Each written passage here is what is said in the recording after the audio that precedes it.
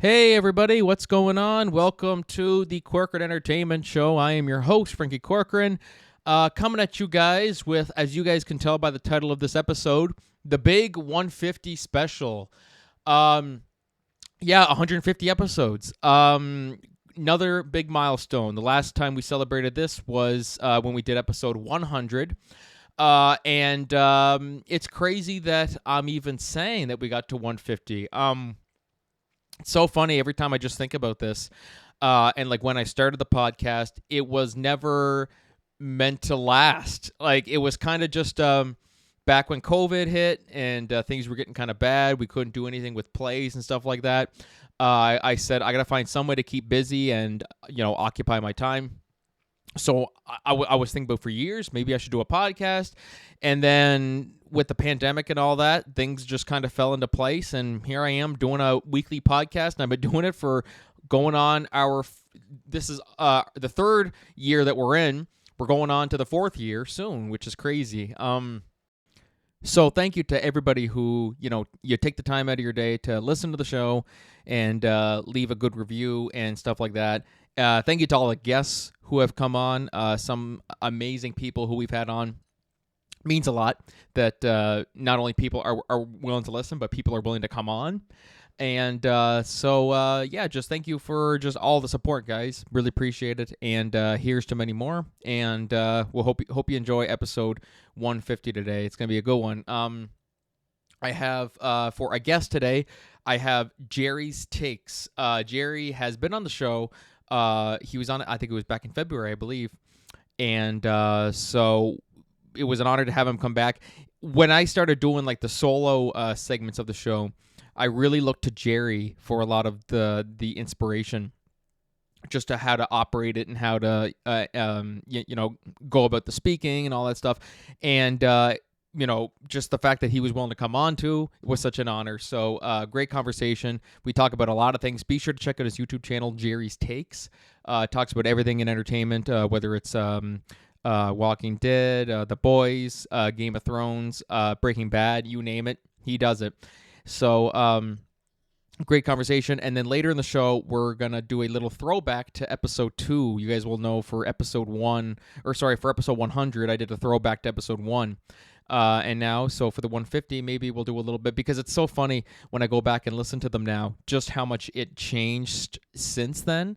So I just like to take a, look back, a little trip down memory lane, so to speak, and just see how things have changed and evolved since then. And hopefully any aspiring podcasters out there can learn from it. So if it's always a good thing if you can learn something from the entertainment that you watch or listen to and stuff like that. Anyways, guys, without further ado, sit back, relax, and enjoy the big 150 special.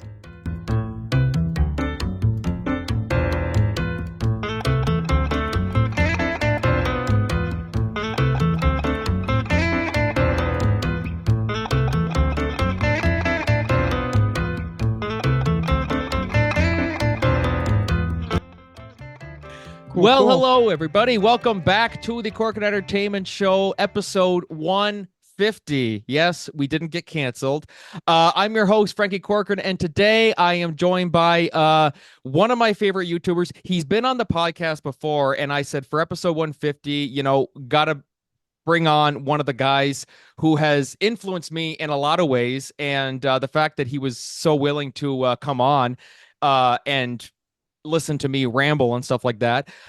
Jerry's Takes. Jerry, what's going on, man? Nothing, man. Congratulations on 150 episodes. That's crazy.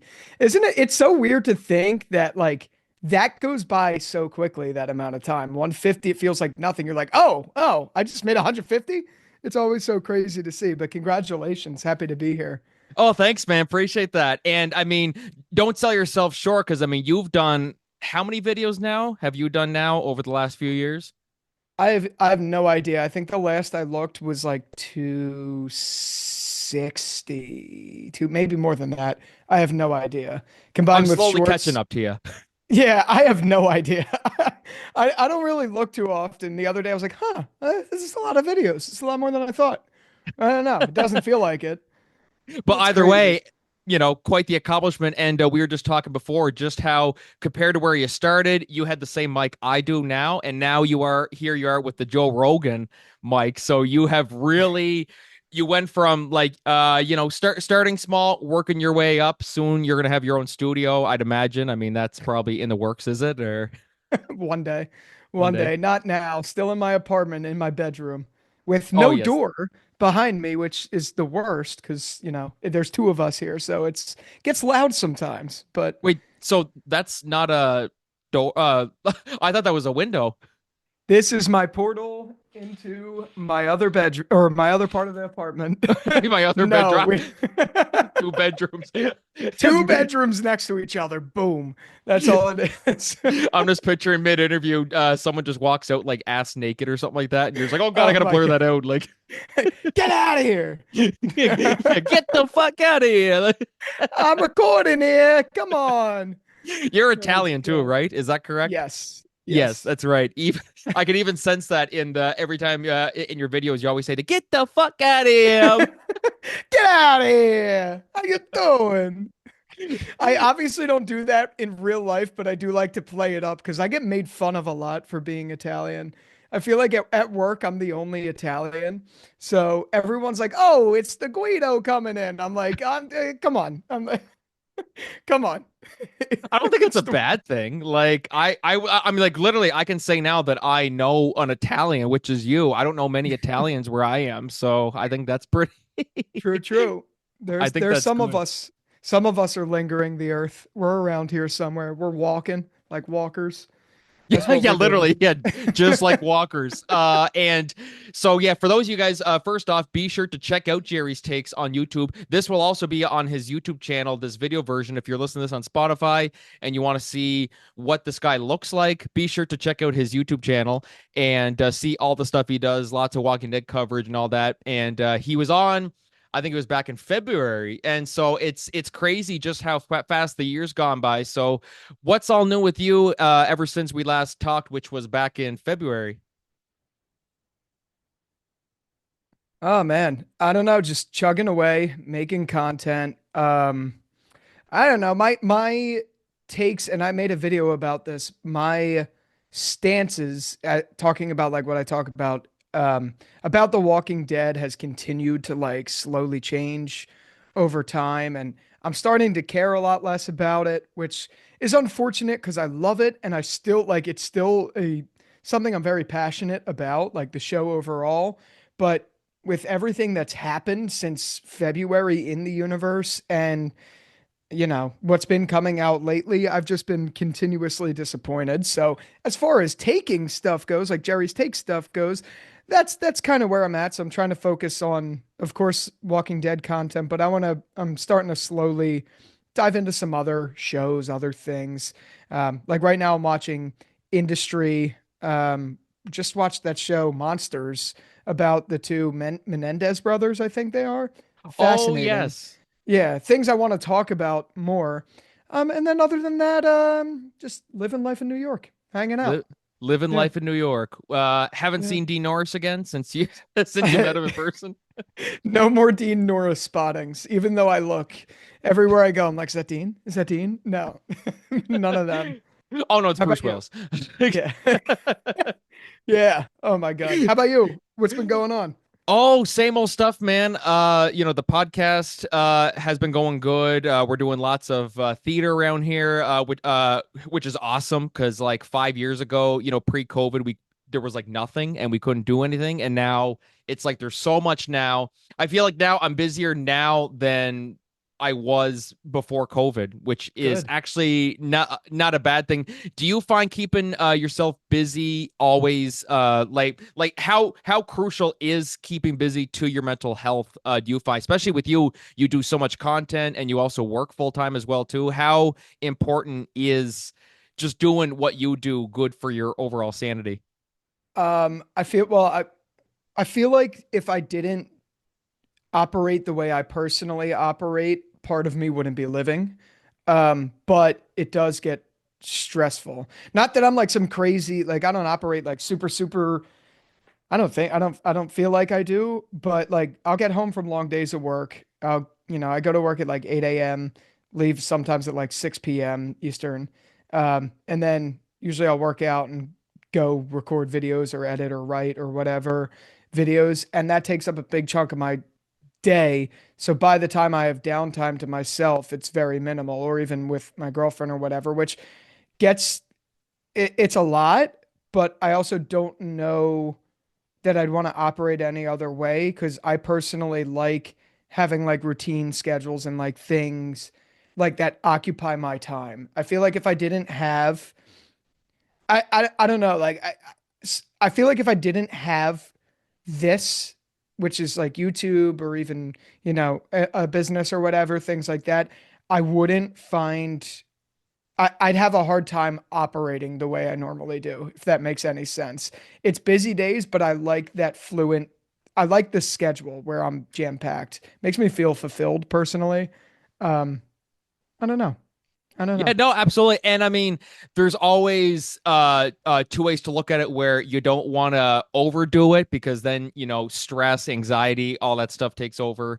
And so there's always a matter of wanting to keep busy, but then also trying to be like, okay, I have a life too. Like, there's people in Mm, your life, like you got your lady with you, you're like, I want to actually see her instead of just coming home from work doing videos and then just don't see her at all.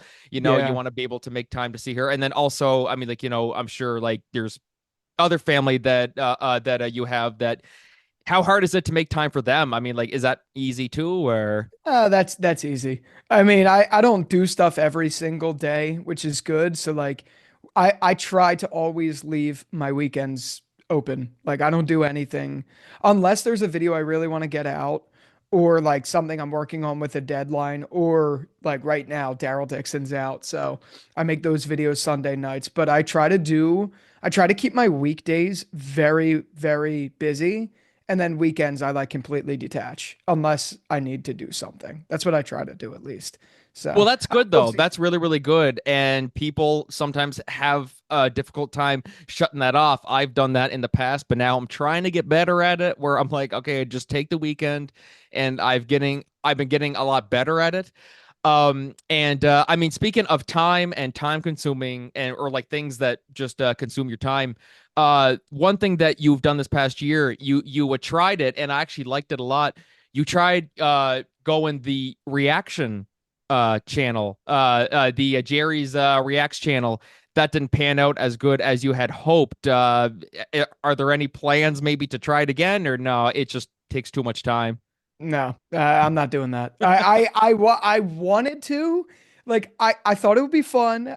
It is fun, like reacting and like making that content. I love watching reaction content. I always have. That was a big thing about Walking Dead when I was young is watching reacting content. But it's just I don't have time for it. Like the amount of editing that has to go into it. And then the problem with it is so with YouTube's kind of interesting. Like you could upload anywhere from like a 3 to 5 second clip of a TV show and not get copyright striked for it or like not striked but the tagged for copyright. um so editing for that into a reaction takes forever because you got to download the episode, then you got to cut it up in areas that mix with your reaction that fit with YouTube's guideline policies, and then you upload it one time, it gets rejected because of copyright, which I don't want. Like, I mean, it's fine to upload copyrighted content. You could do it. I just, it's not sustainable if you ever want to monetize the channel, number one. Number two, which isn't like a huge concern, but also it could lead to copyright strikes because they have free reign at that point to get those, even though they may not hit. So, like, there's a lot of red flags with that I don't think is worth the risk. And then you reject it, you go and edit it again. It took up so much time that I don't have. And I feel like I've gotten into a rhythm with the content I've been making lately, which can always be improved upon, but where I feel very comfortable with my schedule churning content out. And that was just a big thorn in my side to do, even though I only did like two or three of them. So I was like, you know what? Cool idea. I wish I could continue it, but I'm not doing that. The only way I could see myself is if one day my full-time job was much more lenient on my hours. That would be like the only way. But for now, no, not doing it. Or they just fire you. You're just like, okay, I can Yeah, do it now. yeah. That too. That too. It's Yeah. always that's always one way out the door. Congratulations, you've been promoted to customer. You never Yeah, know. yeah, literally. Yeah. To customer, and now you've received another promotion to reaction channel. Oh, that's Yeah, pretty cool. congratulations. Go back to editing freaking 8 hours a day. Not really, but yeah. But I wonder how profitable that business is, like reaction channels like that. I mean, like that's pretty, like I'm sure there's people on YouTube who just make a living off doing that stuff, oh like, yeah. Oh yeah. Like I'm thinking of Nikki and Steven. I don't know if you know them. They have like 300K, something like that. They did all of the I'm trying to look them up to make sure that name's right. They did I think they have like 300K subscribers, and that's all they do is they just churn out reaction content, which was honestly like a big inspiration for what I wanted to make with the channel. Yeah, they've almost 400,000 now. oh I'm shit. sure this is like all they do. I could be wrong, but they definitely make good money doing this between that and their Patreon and things like that. They have to make good money with this. That's insane. Like, I remember just Yeah. thinking about that whole concept. Like, people, yeah, what do you do for a living? I react to TV shows and I movies. know. I know. It's so weird. It's so weird that we live in a world that's like that. And like just in general, YouTube. I think we talked about this before, but YouTube is such an awesome platform. And just in general, social media, I guess some of it is great for individuals and media because it opens up this whole world that never, ever existed before. Like, I couldn't even imagine back in the day if you wanted to be in TV or whatever before there was computers. You wanted to be in TV, you wanted to be in movies. Like, how do you do that? Like, how do you even begin that journey? I understand, of course, theater and all of that stuff, but to get to like the actual main screen and get spotted and all of that stuff, obviously it was attainable, obviously it was done, but in such a different way. Like now, YouTube is just everything. People are celebrities just from YouTube. Like I was with my friend, like I was talking about, I was with my friend who has like 2 million subs. We were out with him this past weekend, and everyone on the streets was recognizing him. And it's like, it's just so bizarre that you could do that with just your phone and your laptop and become like in your own ways a mini celebrity. Like it has never not boggled my mind that we live in a world that that opportunity is possible. Like it's crazy. Oh, it's unreal. And even some of the stuff that you can do like with your iPhone camera, you can make full-on cartoons by changing Oh yeah. filters and it looks so cool. I'm like, holy Yeah. shit, that's actually insane. Like just how much things have changed and and like all these people making so much money. Like just recently, I mean, someone like I, I'll be honest, I didn't know this guy. Jack Doherty, the guy who crashed his car while streaming. I'm not sure if you heard about this. Mm-mm. I never heard of him before, but basically what happened was he was driving with his cameraman, he was texting and driving, and he crashed his car. The camera guy got hurt. I think he's okay now, and he was more concerned about his like $1 million car that he had just crashed and not Wow. always unreal. I saw that. I'm like, I never even heard of this guy before. And so I'm I'm looking going, this up. Go yeah, ahead. Jack Doherty or Doherty. I'm not sure Yeah. how you say that. Doherty. Yeah. For those guys listen Whoa. to audio, Jerry's jaw just hit the floor. How do you crash a McLaren like that? Oh my God. While he was streaming? Yeah, texting, streaming, doing all that stuff. And then when he crashed and his friend walks out, he's covered in blood and he's like, "Oh, dude, my car. Oh no." I'm just thinking, like, dude, like, what the hell? Like, you let this fame get to your head, dude. All you care about is your fucking car. That's That disgusting.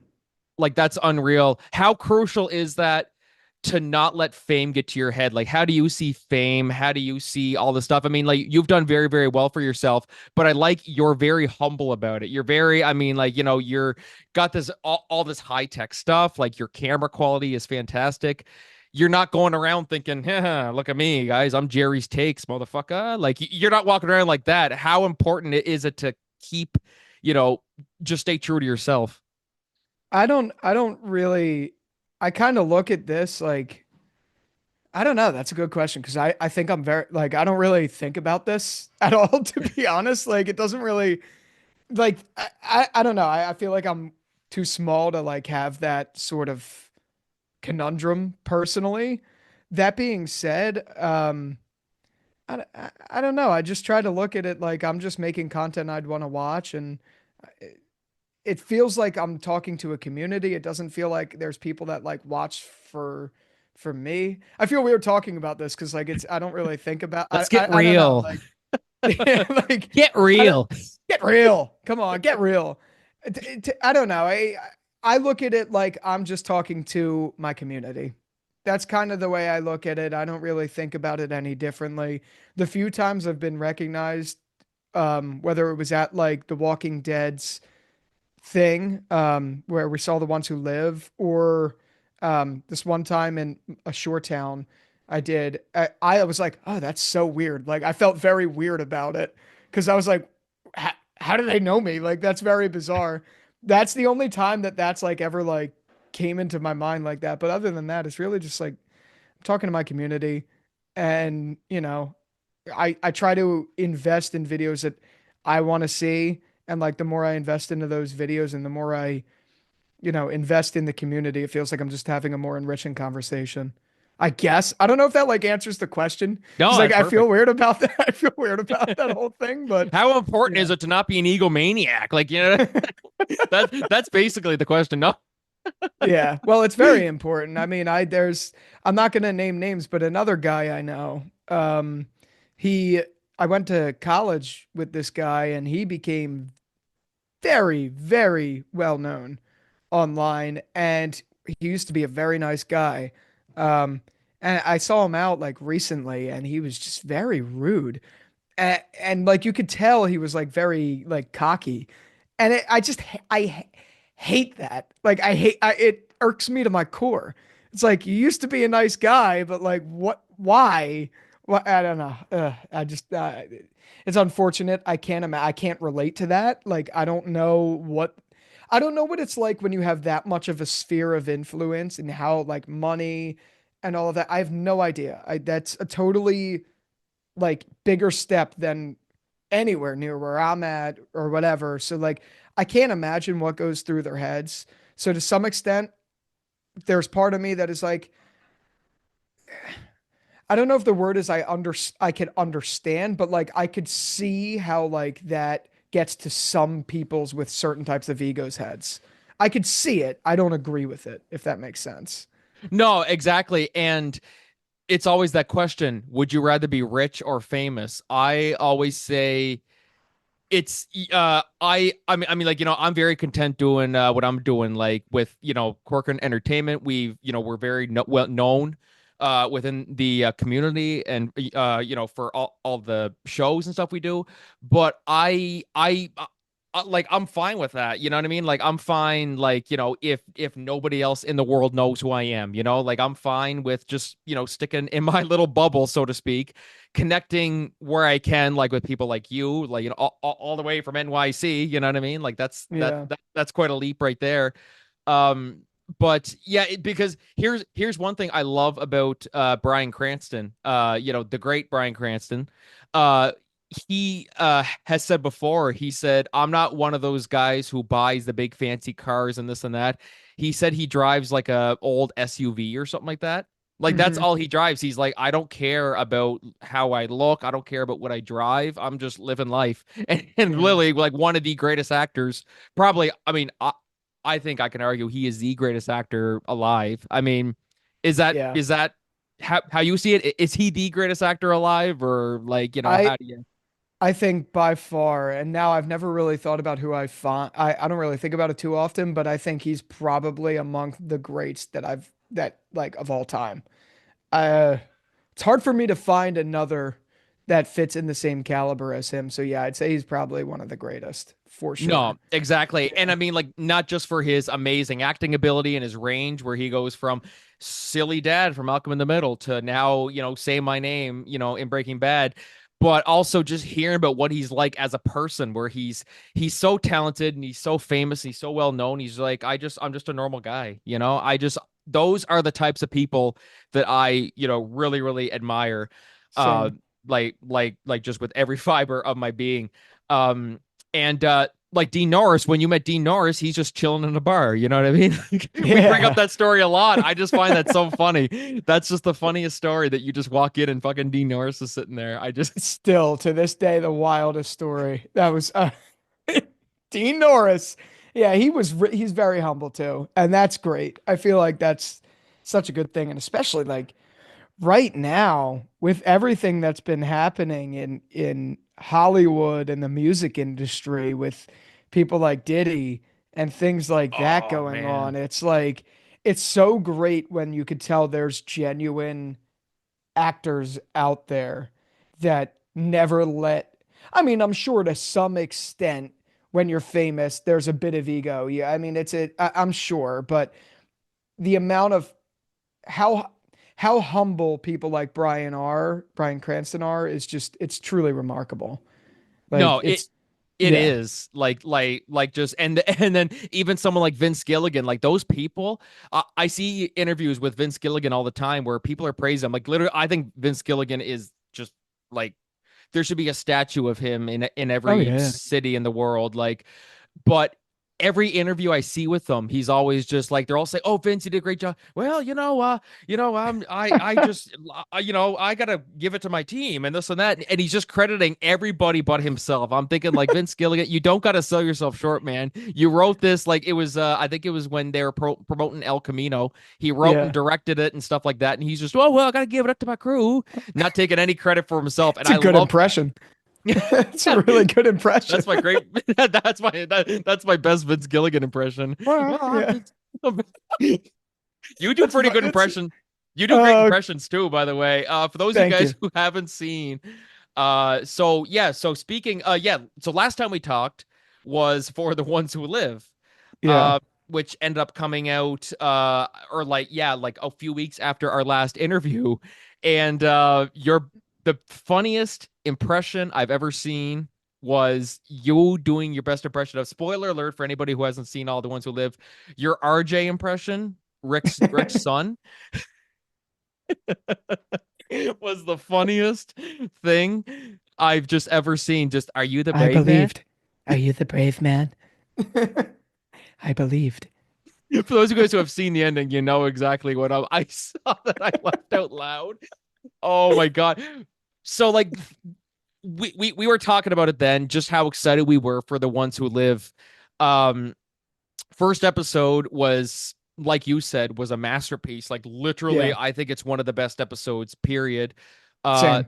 The fourth episode was the best episode of the series. I know that has kind of changed for some people like yourself, given seeing how the series all wrapped up. But for Hmm. me, I still think episode four was the best, and I think it's in. If honestly, if I had to do a top five Walking Dead episodes list, I honestly think I put that in there. I thought that Yeah. episode four was terrific. But then it just Yeah. went out. So just, oh, right. We got one episode left. We got to wrap this up. Like, boom, boom, boom, boom. It's been like 6 months now. Has your feelings changed towards the ones who live ending? Or like, how do you view the series overall? Um, I'm so mixed. My opinion has stayed pretty much the exact same.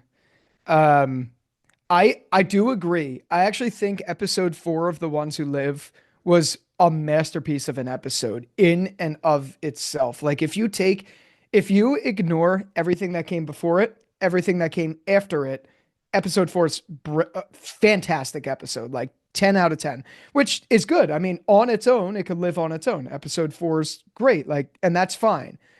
But contextually, spending that much time, if you're going to do 6 episodes of a show with this, knowing what we know now, knowing that Beal was going to go, knowing that the CRM was going to go, and you in the writer's room, and I'm not a writer, so obviously I can't like speak to how that works, but I would think if I was in the writer's room of a show like that, and I'm like, okay, we need to do this, we need to do this, we need to do this. How are we going to how are we going to break down this story?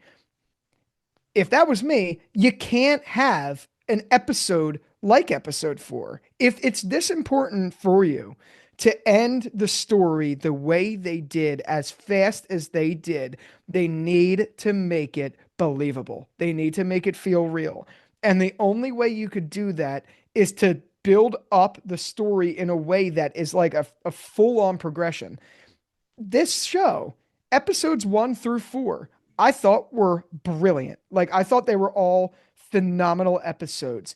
And if they had just been able to extend it out, this is where my opinion's like, I'm going in and out of two different things, but if they could have just extended out the series to like 10 episodes Yeah. or even 8, those 4 episodes would not be fractured in my opinion. And they're not. Like, on their own, 1 is perfect.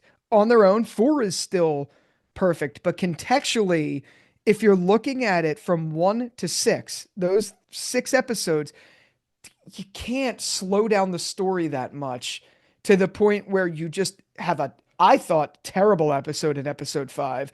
And then 6 wasn't a bad episode. It was just so rushed that nothing, well, actually, it kind of did. It kind of was bad. Like, honestly, Thorne surviving, them, even Rick and Michonne surviving, made no sense at all. It Like, it took didn't make sense. them 2 full seasons to beat the Saviors. Yeah. Meanwhile, the CRM, who is like like hundreds and hundreds of thousands of soldiers, 2 people killed them all because love conquers all. It's like, no, that's Yeah. so stupid.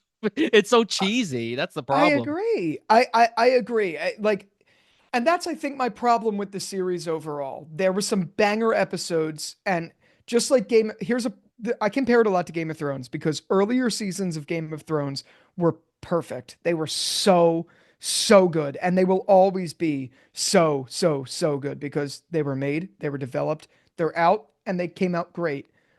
But the later seasons of Game of Thrones, like 7 and 8, ruined the show. Does that mean the earlier seasons were bad? No. No, they're still great seasons. But contextually, when you have the full picture, it diminishes the overall package. That's how I feel about The Ones Who Live. There were some banger episodes that I'd recommend to anyone go see. Like, go see the whole series. That's fine. Go see the whole series because there's bangers that really offset how I feel about the ending. But also, the ending is just so rushed when you're telling the story that it really alters the series for me. Do I like where it ended up? Yes, I'm okay with it. I'm okay that Rick got home. I'm okay, inevitably, that the CRM was, destroyed. Sure. I'm okay with a lot of the ways the stories panned out, similar to how in Game of Thrones. At large, I'm okay with a lot of the ways that that show ended. But just the way it was told to get there and how much time absolutely ruined it to me. It absolutely destroyed it to me. And that's how I feel about the show. I could still love it and appreciate for what was great about it, but I'm also cognizant of the fact that it really just was extremely underwhelming of an ending in the way it was told. I don't know, but I'd love to hear from you, like how you feel about that too. Yeah, no, absolutely. And that's a great way to look at it where episodes 1 to 4 were absolutely fantastic. But looking at an episode 6 where you have to end it, you're like, okay, we can't slow the story down. If this is it, like if this is the last we're gonna see of Rick and Michonne, if this is the last of the series, then we gotta nail it. We can't have we there's no time for like filler, there's no time for development. We gotta just nail it. And you said with episode 5, I didn't dislike the episode. My biggest critique was I think it focused too much on the Jada side of things, where I'm like, okay, she's a villain. Like, why are we Yeah. spending all this time redeeming her at the end? Like, it was a whole episode about her, and I'm like, I think we could have, in context now, like now that we know where it all ended up, I'm thinking, okay, we could have trimmed that down. We could have maybe, I don't know, some like anything else Yeah. so we could focus a bit more on Terrio Quinn because he was wasted on this show, like just like remarkable actor. We were all excited to see him on, and he gets one big moment to shine and boom, he's gone. Yeah. But and so seeing it from the start, I mean, like as I said, the first episode was a masterpiece. Just seeing Rick after all these years Yeah. and Andrew Lincoln just at his absolute best. was like literally, I think this is some of his best work he's ever done. Same. Episode 2 was not as good, but still good. I think for me, it was more so because we had seen Michonne a lot after Rick left, but we were all just like, "Where's Rick?" So I think Yeah. it was just getting to see him again was. I think that's what made it so much better. And then also they chopped off his goddamn hand in the first 10 minutes. So it's like that's the kind of show we're going for here. Like this is amazing pacing. And then 3 was okay. Like it was good. It wasn't anything mind-blowing. Yeah. Episode 4, I think it honestly might be the theater guy in me because Denai Guerrero wrote the episode, and Mhm. she's a acclaimed playwright. She's like some amazing stuff that she's done in theater, and it just gave me that kind of vibe where it's set in one area, just one building. I'm like, it felt like a play to me, and I'm Yeah, like, it did. that's just the theater, writer, director, actor, all that stuff is just coming out of me. I'm like, I love that stuff. And Yeah. then so after that, I said, okay, like episode 5, okay, awesome, here we go. We got to see Father Gabriel again. I was like, holy fuck, like what the hell? What was your reaction Same. to Father Gabriel, by the way? I was so shocked by that. When he did that thing where he went like that in the beginning of the episode and just turned, I was like, "Whoa, Father Gabriel!" Like I was like freaking out, and I was so excited to see him because I thought maybe he was going to be like the bridge to get them home. Like that's kind of like where I thought maybe him being in there was going to go, but it just turned out to be fucking filler fluff for Jadis, which, okay, it's great to see Father Gabriel. Like, it's Yeah, nice to see him. I'm not going to debate that, he's one of my but favorite characters, hands down. same. Yeah. I love Father G. So I was very happy to see him. And it was great that he made an appearance in The Ones Who Live It All because like it feels like it's more of The Walking Dead when you have like Father G, even Jadis, even though she's like not like that as much, but like it made it feel really well centered in the Walking Dead universe. But my thing with it is like that entire episode, if we look at it holistically, not much happened that was worth it being a single episode. If you know you're going to end the show, if you know you're going to end it and it's going to have this big grandiose ending, obviously there's some plot points in there you need to tell, but they could have been merged in a way with like episode 4 a little bit if you extend out a little bit of time in there and then focus on episode 6 being like bigger, like more of a two-parter. Whereas episode 5 kind of just felt like an episode of The Walking Dead. And it also like it moved the plot, but it kind of didn't either. And that's where I'm at. That episode really just I think that's where the show kind of fell apart. But I No, don't know. definitely. Like, I think Yeah. if they did have even just one more episode, I think if they had 7 episodes, I mean, it's an odd number, but I mean, just one more, I Yeah. might have been okay with it. Same. Because, Yeah. like, even episode 5, I'm like, okay, maybe that stuff with Jadis, they could have trimmed that down. But if you had more time in the season, if you had 7, 8 episodes, like 8 episodes, we always got 8 episodes before a mid-season finale. I'm not sure why they didn't go with that unless it was a budgetary reason. I assume that's probably what it was, or Yeah. something like that. But like just like 2 more episodes, I could totally be fine with how everything went in episode 5, no matter how much I thought they could have cut down from it. Seeing Father Gabriel was awesome, but when Yeah. you got that much time, you can't. It'd be like if in Breaking Bad, like say the final episode, like the last episode, was just entirely focused on, I don't know, Todd. It's Yeah. like, dude, we got one episode left, and you're focusing on Todd. Like, what the fuck? Like, I know. like that's kind of what it felt like. Okay, good character, but the story's almost done now. It's not like, oh, it's fine. We'll get to the rest of it next season. No, there is no next Yeah. season. This is it. Do you think we're gonna see a season 2? Because I don't think so. No, But I don't think yeah, so. I know like Movie Idol, he always talks about it. He's a pretty big YouTuber for those of you who don't know he's really about good. But he's very yeah. optimistic that we're gonna He's season 2. he's very optimistic and every time and I'm not throwing shade because I do like his content a lot. Awesome. But every time he's like speculating and talking about season 2, I'm like, dude, it's the story is done. Like what are you going to do? Okay, yeah, we might see Rick at some point again, but I would put money down that we're not going to see The Ones Who Live season 2. we're gonna see. I do wholeheartedly think at some point in time, inevitably, we're gonna see Rick Grimes in some capacity, Yeah. even if it's for 10 minutes again. Like we will see him at some point. Daryl We'll Dixon. If I had to predict, I'd say we'll see him in Daryl Dixon at some point. Yeah. Ugh. This is such a side note, but I hate that these Paramount Plus leaks happen because Oh it's man. staining it for me because like I know like not anything about Rick at all, but like it bothers me that whatever, never mind. I hate that that thing happened. I know this is a total side note because We will get to I that want to though. talk about like things in general that even though there's no spoilers, period, I don't want to spoil a moment that no one saw yet. So, but like yeah, I know. Sorry, I didn't mean to go off on that No, when that's it started perfect. out. I love the old Jerry tangents. They're so good. Yeah, I didn't mean to like open my mouth about that.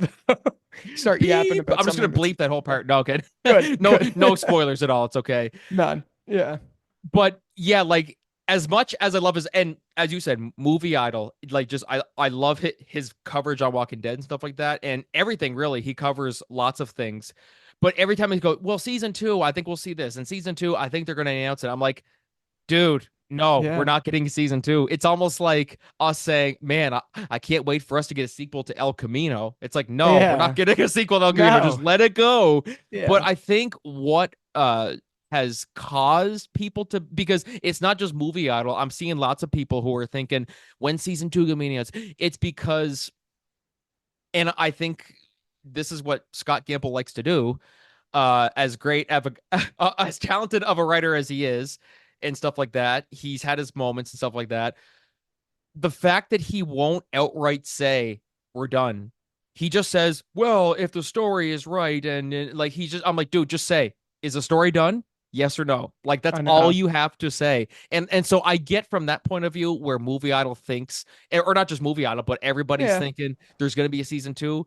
I just think if Scott Gimple would just come out and just say, no, we're done, that would just done. And end of conversation. There's no yeah. season two. But I think, and then I think even Andrew Lincoln has said, well, if the story's right and all this and that, and it's like, so is it done? So to me, it's done. Do I want to see more? That's another question. Would you want to see a season two? I mean, like, you don't think there will be a season two, but if one came out, would you be excited or would you just be like, fuck, no? No, I'd be excited. I still don't like where it ended or anything like that, but quite frankly, anything with Rick Grimes in it, I'd watch. So, from a writing perspective, I think the story's done, so I'd be a little angsty about the idea of them doing it. But no, I mean, I'd be excited to see it. I'd still watch it. Uh, yeah, I don't know. I'm Player by ear.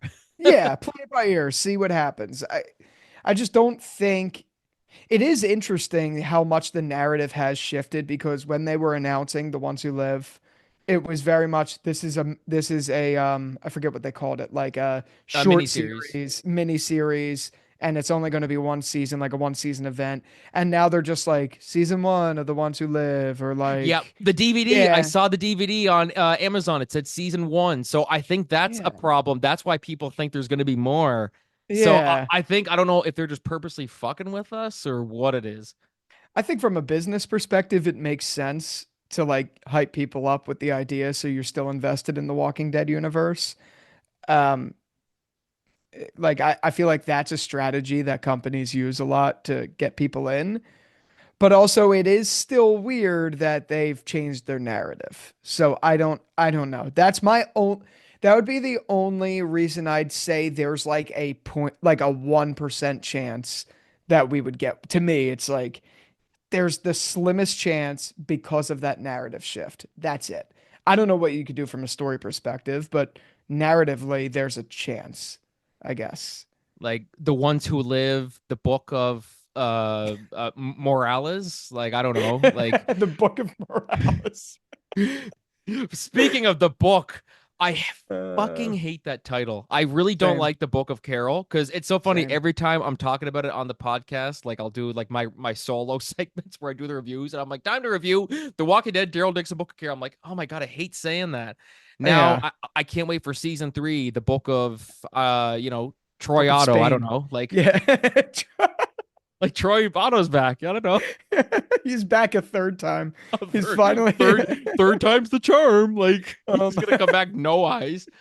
Like, no good eyes, a lord. hole in his stomach from getting stabbed. Yeah. And then Sorry, oh yeah, spoilers. oh yeah, Yeah. spoiler alert for Fear the Yeah. Walking Dead. And then a hole in his head is Yeah. geez, 3 holes in his head. I don't know. Like that's but Uh, Paramount Plus, yeah, they fucked up big time. yeah. Um so like I talked about how in a way, I guess like it's so funny. I would always give people shit for like, oh, like just don't be watching leaks and this and that. And Yeah. then I went and watched the whole season. I went and watched all 6 episodes. And Mhm. so now I'm kind of thinking like, oh geez, maybe I am part of the problem. But I mean, in a Yeah. way, that wouldn't have been out there if Paramount Plus didn't. I mean, I'm sure I don't know any specifics about it. I don't think it was some guy saying, I'm gonna break the rules and this and that. I think it was just a mistake. Yeah, I I don't think so know. I too. mean, like I have no idea how it happened, but it happened. Like Yeah. there's no question about that. There's no sense in trying to find out how it happened. It happened. Mhm. Um, how do you see that now? Because you haven't seen all 6 episodes. You've only seen at the time of this recording, you've seen some of them, right? Four. I've seen up 4. to episode 4. Right. So how do you see it now? Like where people like us are watching it now and we're all about trying to contain these leaks and stuff like that, but it's all out there. Like how do you deal with that, you know what I mean? Mhm. like do we Yeah. just not watch it, but then we're scrolling through TikTok and we see all these spoilers? I won't say what, but how Yeah. do you see that?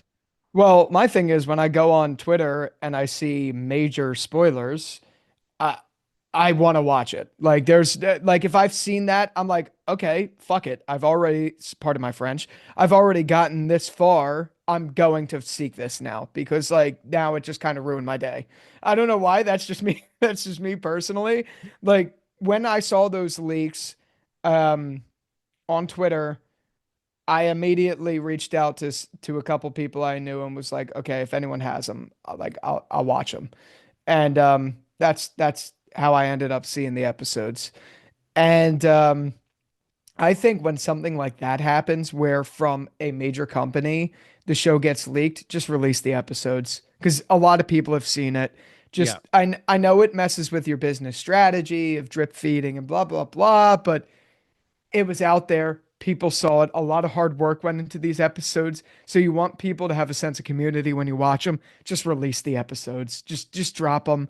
Let people watch. I mean, this season came out very shortly after season 1. So I guess the point I'm making with that is these 2 seasons kind of in a way feel like one season. People have seen it. Just drop the episodes.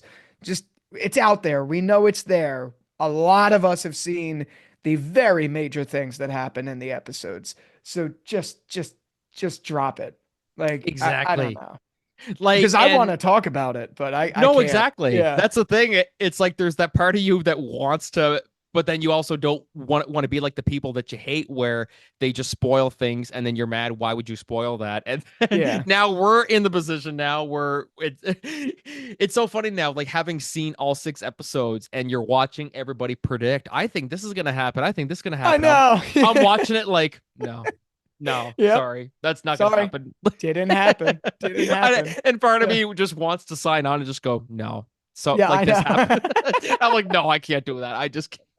Well, you're a better person because I'm sure there's a ton of people who are doing that right now. Oh my God, Thank. Yeah. 100%. I haven't seen Joker fully ado yet, but I hopped on Twitter and I'm seeing everything. I'm gonna see it at some point soon, Yeah. but that's a perfect example there of just the spoilers are there.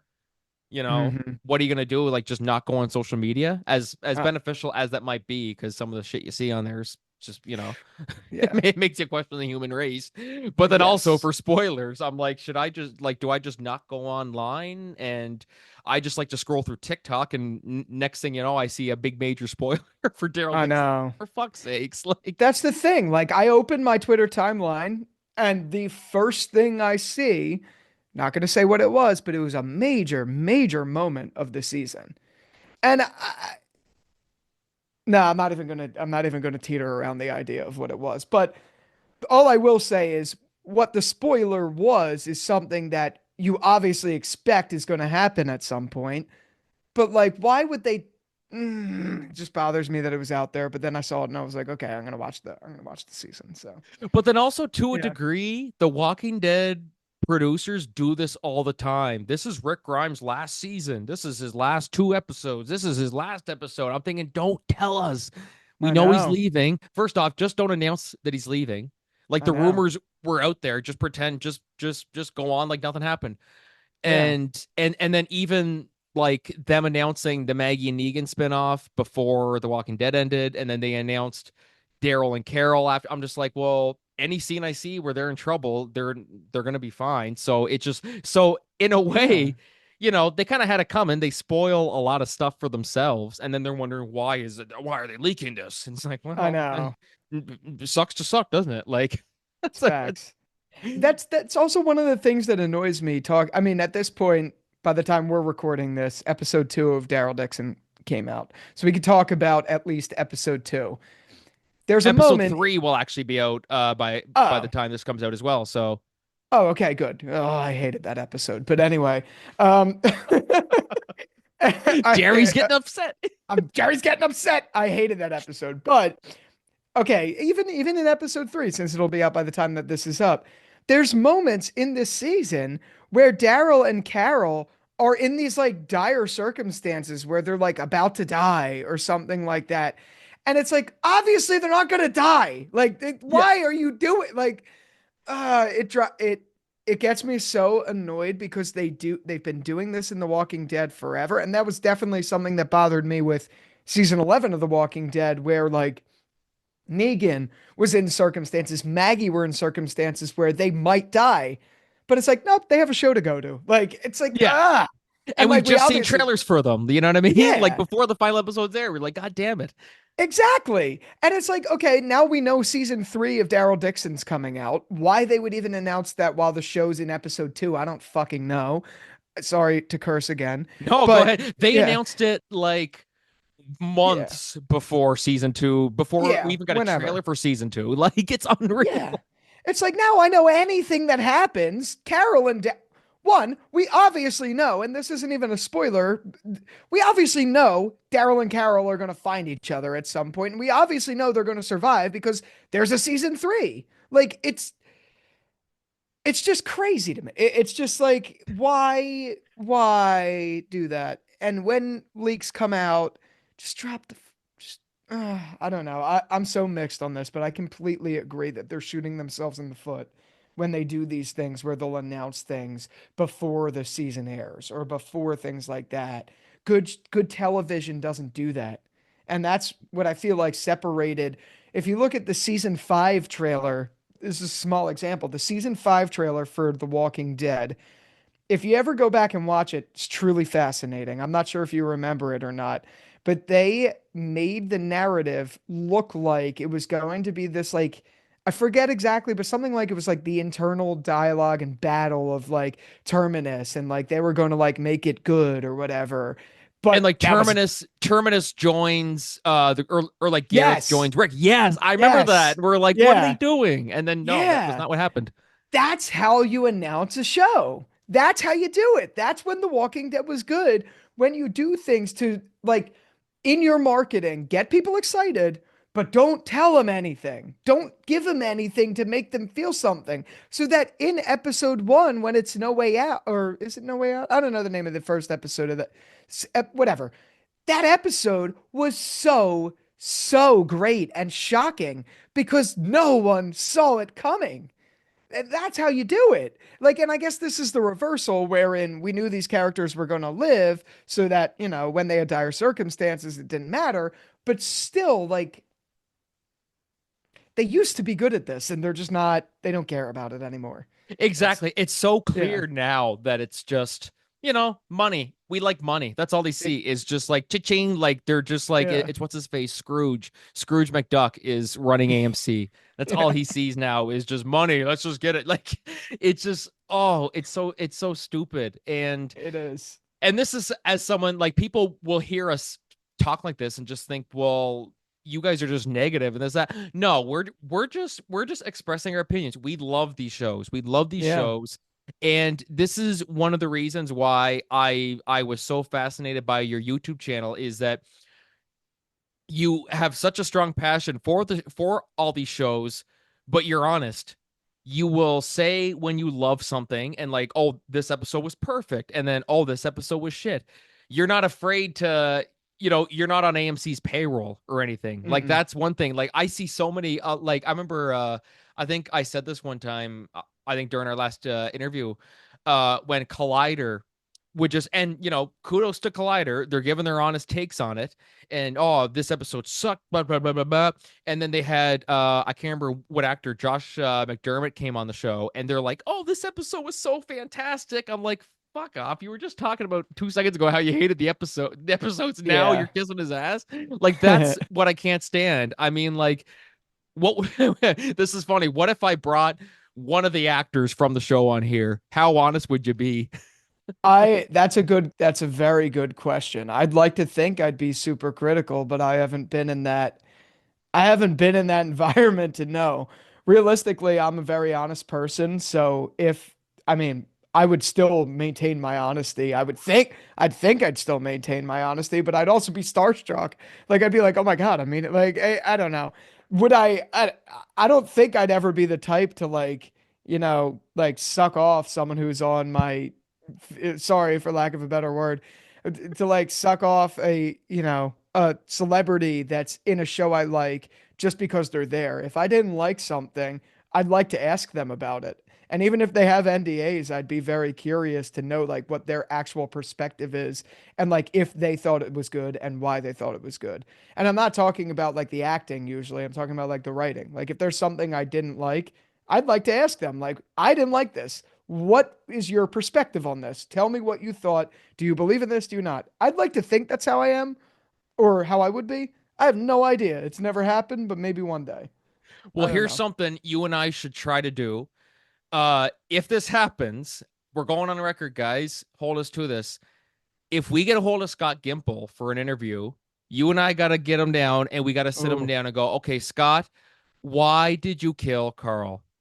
that would be all I would ask. I'd be like, okay, Yeah. I could get behind like some poor decisions, whatever. Why? Just why did this happen? Yeah. Why? I will be here as backup. Yeah. Like, Scott, what the fuck? Like, Yeah, that would not be something I would hold back on. If I ever was in a room with him, that would be my like hand on the Bible be my first question. I'd be like, I need to know why. What was your reasoning? What's your thoughts? Why did this happen? Because you could have done a million other things, but you ruined the show. So, like ugh. that's okay. Let's make that happen, guys. If you guys have any contact info, no, I'm just kidding. Yeah, send us Scott Gimple's phone number. We'll Yeah, shoot him a text it. text. Yeah. We'll just Hey, text Scott. him. Yeah. Like, he's like, who the fuck are Scotty these? P or Scotty, whatever his name is, Scotty G. Scotty G. Yeah. He's like, who the fuck are these Yeah. idiots? Like, oh man, dude, like Yeah. Jerry, you and I could go on and on for hours about this stuff. But we don't want the podcast to go on crazy long. So I thought we would wrap up with this question. I mean, like, of course, since this is the big 150 for my show, and you've done what 260 videos, I think we said earlier. How Yeah. important is quality over quantity or vice versa? Like, how do you see that whole thing? How important is it to not only keep up high quality, but, produce a good number of videos and episodes? Like, how do you see that? I think quality triumphs everything personally, and there is no I I personally think that quantity doesn't matter even in the YouTube algorithm. And I know there's many ways of looking at quantity and blah blah blah, but They say you're supposed to upload seven or once every 7 days to stay on YouTube's algorithms good terms. That's like what people say online. That's bullshit. It's not real. All that matters to me, at least this is my opinion, is that you make content that you'd watch. You'd make content that you find to be quality. And practice doesn't make perfect, it makes progress. So there's never going to be some like perfection you're looking to achieve or whatever. But on the journey, your videos continue to get better. Your whatever your art it is continues to get better. So for me, quality is a very big thing. And if, if some people hold a standard of quantity, that's great for them. But personally, I think quality is everything. It's a very important thing. I hope that answers the question though. Yeah, no, absolutely. 100% it does. Like that's because there could be a shit show that has like 500 plus episodes, but a lot of it is just rushed. Like it's just blah, blah, blah, blah. I got to get this out. You got to take the time to edit it, do all that good stuff, make sure it's good, and then upload it. That way you have 500 plus episodes that look fantastic, that sound fantastic, or just overall fantastic. That Yeah. to me has always been more important than anything. I mean, it's always great to look at, big milestones and see how far you've come. But really keeping the quality consistent is always super important at the end of the day. And thank you to you, Jerry, for encouraging people like myself to do better in what we are doing here with podcasting and giving our honest reviews and honest takes on certain things in entertainment.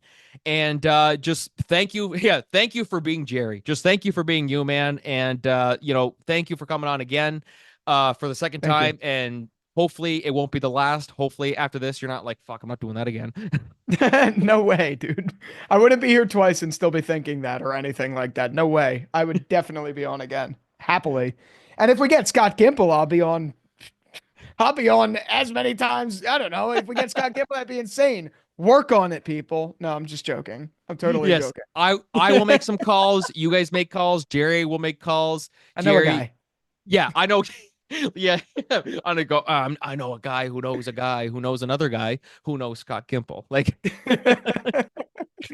I had Josh Michael on here from Walking Dead. Jared, maybe I I could saw ask that. him. I could Yeah. ask him. Maybe he might have. I don't know. Yeah. It'd be a good start. Be a good Shout out start. Josh if you're listening to this at all. Um, But yeah, so Jerry, thank you so much. Let's definitely stay in touch and looking forward to the rest of your coverage on not just this season of Walking Dead, but everything else to come, whether it's The Boys, if we get another Breaking Bad series, who knows? But Yeah. thank you again, man. I appreciate it. Of course. Thank you. All right, so guys, what we are going to do now is, for those of you guys who remember, for episode 100, we ended the regular show with a throwback to episode 1. But so for this one, I'm going to end this with a throwback to episode 2, which it's so funny going back and listening to this now, because at episode 2, one of our topics, this is of course with Shawn Doucet and Kyle Esty, where we talked about, are the Rick Grimes movies gonna happen? Like, that's how long ago this this podcast was. We're talking about, are these movies gonna happen? So I think it'd be so funny to just hear our thoughts then versus now, where we're talking about it. Or well, we're not technically talking about the movies, but we're talking about the continuation of the story. But then also just to hear how shitty the audio quality was. So feel free to enjoy this, guys. Be sure to subscribe to Jerry's Takes on YouTube, and we'll see you next time, guys. Until then, this is Franky and Jerry signing off. Have a great one, man. Have a great one. Thank you again.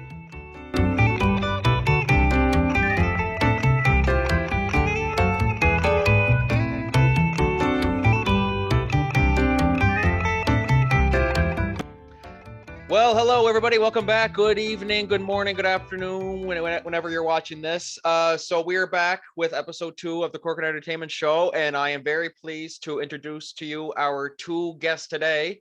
First up, we have Mr. Kyle Esty. Kyle, how are you today, buddy? Good. How are you?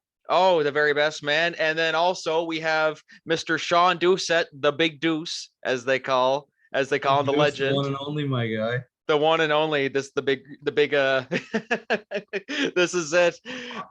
So these two guys here, we've been friends for how long now? Shawn, you and I go back to what? We're like 4 years old, something like that. Yep. 4 years old. And Kyle, we go back to I think about middle school, high school, Yeah, somewhere in that middle high school. Yeah, somewhere in that somewhere around range. there. So Yeah. yeah, so we've been through lots together. We have been through lots together. Like particularly, we used to have Walking Dead sleepover parties kind of thing. So Kyle, you say that was actually the first time Kyle, I think the first and only time Kyle attended that was for the premiere of Fear the Walking Dead. And you say that was the first Fear the Walking Dead episode you ever watched? That was the first and only Fear That the was the Walking first Dead and only. episode I have ever watched. Yeah. Oh, well, there, at least, it's better than nothing. But Yeah. so where we are at now, we are currently in phase 3 of the COVID shutdowns. So now is just a matter of just finding ways to occupy your time. So what have you boys been doing ever since shit hit the fan? Shawn, we'll start with you. I've been watching the new series on Crave, Peacemaker. It's like based off of John Cena's character in the Suicide Squad movie. And I think it's pretty cool. It's a really good show. It's doesn't pull any punches. I think it's rated R. And Can you see John Cena? Tell me that. Can you see him at all during this? yeah. Okay, I'm sorry. That was for an interview for Peacemaker. He actually addressed the joke, and he said it was his brother. He bet his brother told him, "I bet you won't go like this on stage," just like a random joke, and he did it, and then it just became iconic. It's so stupid. It's so dumb. But I always question John Cena's like acting. I never thought he was like the best actor. Did you guys see Daddy's Home? Did you guys see Daddy's Home? Yeah. Or two? Yeah. I didn't think he was the best in that personally. That's just my opinion. But Kyle, where do you stand on John Cena's acting? Like, do you find he's a good actor, or He was a good wrestler. He's a good wrestler.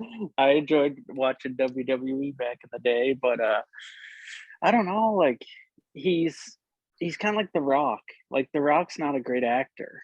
But like, are they entertaining? Yeah, like I enjoy watching the movies they're in. It's just like they're not the most compelling actors. They're there to do action movies, and I feel like that's what they're made for. But yeah, I don't find they're the best actors. They're just entertaining.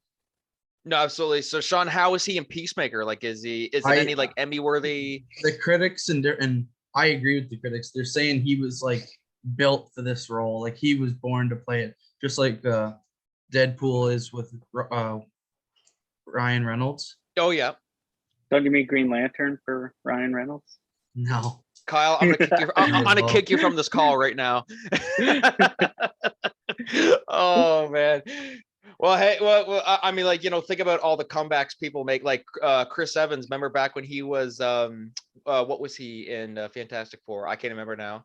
Johnny Flame. Johnny Flame. Yeah, that's how bad it was. I don't even remember who he played in it. And now here he is as a Captain America. Like that's something for sure. Kyle, what have you been watching lately during the shutdowns? Have you been watching anything or?